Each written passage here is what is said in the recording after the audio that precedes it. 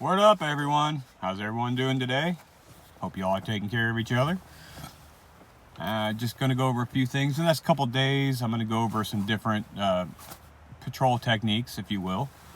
I know a lot of security companies have, or security corporate, they're either standing at a post, sitting behind a desk, patrolling in a car, or walking around the building. So I'm going to go over just a couple things in the next few days. There's 3 reasons why people hire security or have security or loss prevention, or even the police, law enforcement.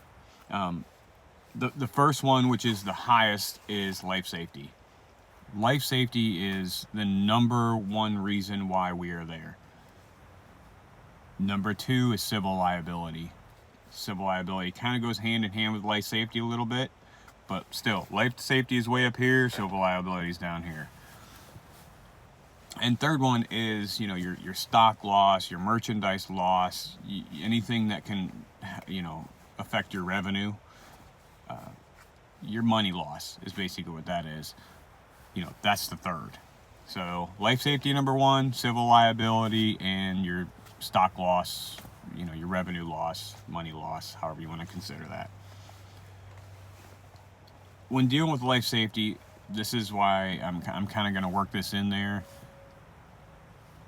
If you're on foot patrol or something, there's those little things you want to keep an eye out for. Your of course your fires and that, but you also want to keep an eye out for water on the floor and leaks, and anything can be trip hazard. Rugs messed up and flipped over, anything people can trip on. That's important. It sounds like something so small, but that's really important stuff. I do want to go over the first today. I'm going to go over like your desk duty and your stationery duties. So, you're sitting behind the desk for 8, 10 hours, 12 hours a day. You're standing at a post for however long. Little things to consider and little things to kind of think about. When you're trying to deal with someone, approaches your desk or approaches you, or you're just paid to stand there and watch people, the number 1 thing I can tell you is pay attention to body language. Body language is over 90% that you use nonverbal communication. So your body language, the way you talk, your pitch of your tone, the way you stand, the way you walk, your facial reactions, those are all nonverbal communications. That's over 90% of how we communicate. People just don't read that. And that's the problem. They always pay attention to the voice and what people say. If you start paying attention to the nonverbal communication, you will get so much more out of things. You will be able to see a lot more. You'll be able to, hear a lot more. You're standing at, you're sitting at a desk, and you can watch people walk by. You can kind of tell what kind of mood they're in just by their face. Start paying attention to that.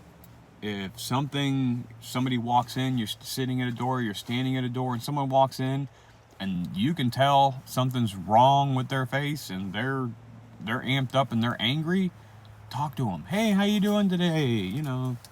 It's a beautiful day. However your approach is to that. See if you can help them, because they're probably having a bad day. Their clothing and what they're carrying in their hands is another big one. You'll be able to tell a lot if somebody walks in, you're in a suit and tie atmosphere.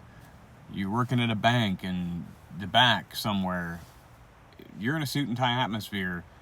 Somebody walks in and kind of grubby clothes, talk to them, approach them. Hey, how you doing today? Anything I can help you with? Whatever the case is, however you handle that's stuff that's important. That's why we're here. If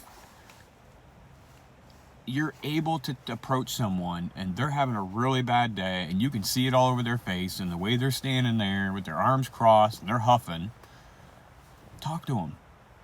They might let out and be like, hey, look, yeah, I'm having a bad day. This person peed me off, or whatever the case is. You can be there to help them. You can be there to be stopping a lot of things from happening if that's all you do.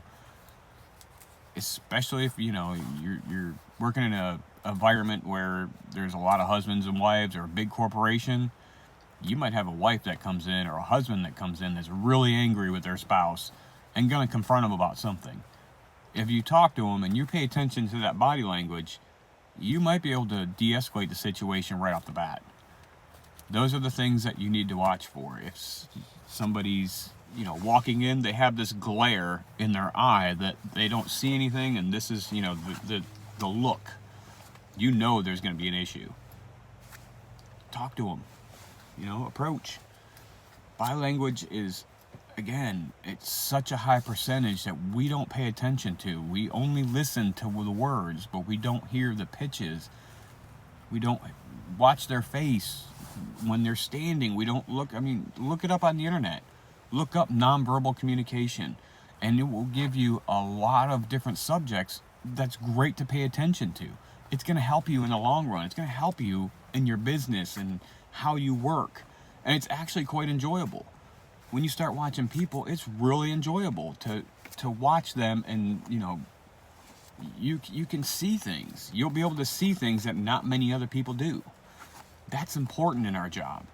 That's really important. They tell you the fighting cues. What are the fighting cues? They're glancing, they're clenching their fists, they're gritting their jaw, their voice changes. Those are all cues. That's stuff that you want to pay attention to. Look out for. It's a great tool, and it's very entertaining, let me tell you. Especially when you're dealing with children, or your spouse, or family members, your coworkers, your bosses. You can tell when you walk into your boss's office, what exactly is going to happen just by the nonverbal communication. Just saying. Just throwing that out there, people. It's very good to know. Tomorrow I'll probably go over some foot patrol. Just some things to kind of think about when you're doing your foots. So, all right. Everybody take care of each other, please. And be safe out there. All right. You have a good one.